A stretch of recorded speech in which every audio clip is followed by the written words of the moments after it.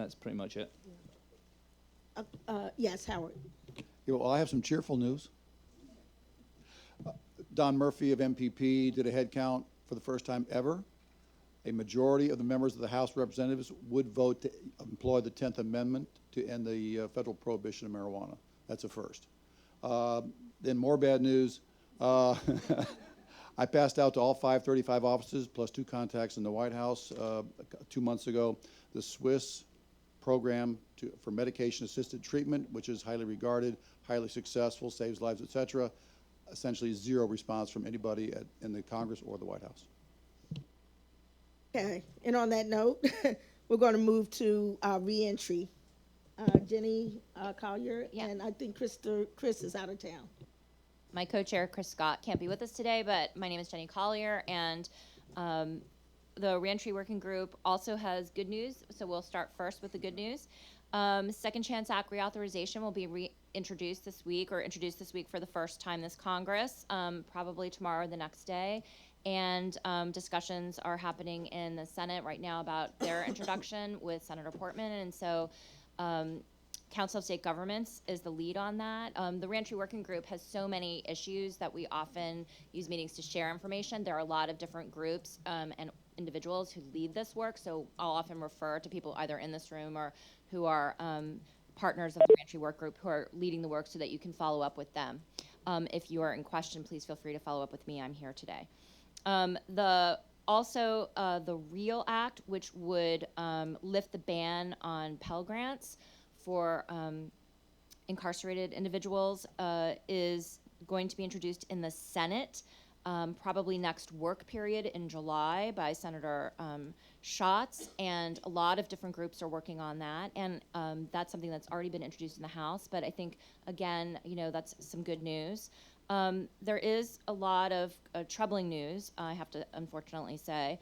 In the approps realm, President had his FY18 budget proposal, which again is only a proposal. It's not a codification of any of these cuts, but I wanted to let people know about the priorities that he indicated that impact reentering individuals and their families. So overall, there would be $54 billion less funding for non-defense discretionary programs, which covers a lot of the housing, health, and social and education, labor, and welfare programs that we all care about that serve this community. And specifically, programs like Second Chance Act would be proposed to have a $20 million cut.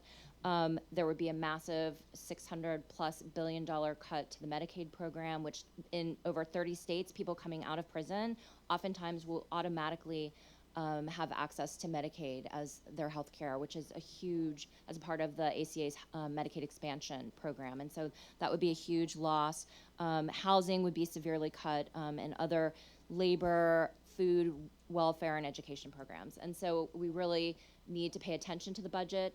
These cuts are serious, and we need to work with our partners around all non-defense discretionary programs to really fight these cuts. We're going to talk about these things periodically at the Reentry Working Group and encourage your participation as well as circulate information.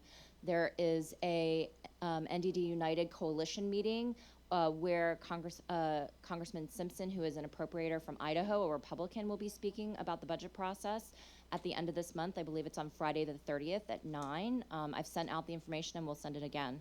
I really encourage you all to come, and then there will be other updates by experts on these issues, including the Center for Budget and Policy Priorities.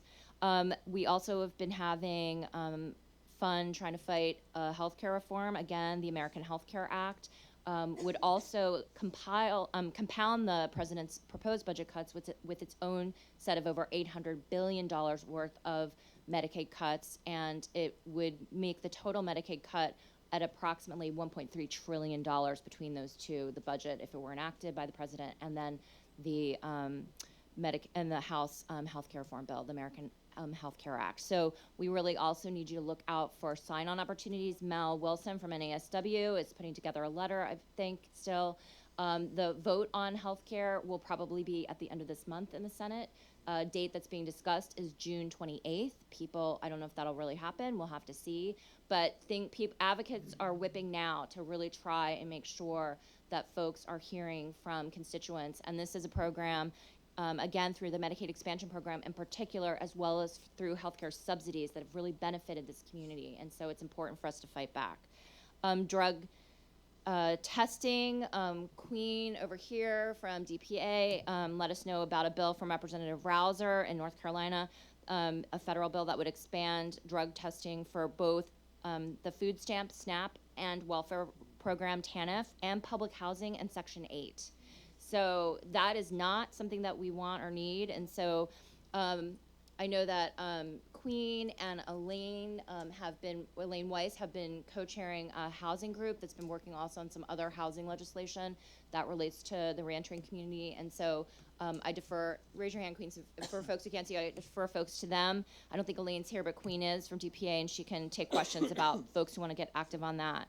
And in terms of next steps, we're going to probably have a more overt discussion about collateral consequences that we started our discussion about last meeting, and our next meeting will be on Friday, July 14th at noon here at OSPC. We're now having our meetings approximately every 6 weeks, so look for notices. And again, my name is Jenny. If anyone has any questions, I'm happy to direct you. Thanks. Thank you so very much, Jenny. We're going to move right along. Jocelyn? So there was a hearing a few weeks ago in the U.S. Civil Yes. Rights Commission. Did I get all this? I'm not sure. I think we might be missing a seat. I think I'm missing a seat. And Thank you. around collateral consequences. And they are accepting comments until, until the Is it this week? 19th, I believe. Monday. Okay. Yeah, Monday. Okay. And so if people are interested in submitting, I know the ACLU is going to submit some comments, and I know other organizations that I've talked to around town are going to submit comments. And so, in the comments, I think the hearings themselves were on collateral consequences, strictly focused on those who had been incarcerated. But the comments can be on any more broader than the hearings were. So the deadline, I believe, is June 19th. So make sure that if you're interested, you get your comments in by then. Thanks, Jessalyn, for reminding me about that. I'd forgotten. And then also, we've encouraged people to use the roadmap that Nikichi talked about. The Reentry Working Group did a really robust section for reentry in that roadmap. So feel free to beg, borrow, and steal. It's online. You should be able to look at it, copy it. Many, many writers, authors, and experts contributed to that. So it's really a useful tool for folks who want to submit comments by Monday. Okay, great. We're going to move right into the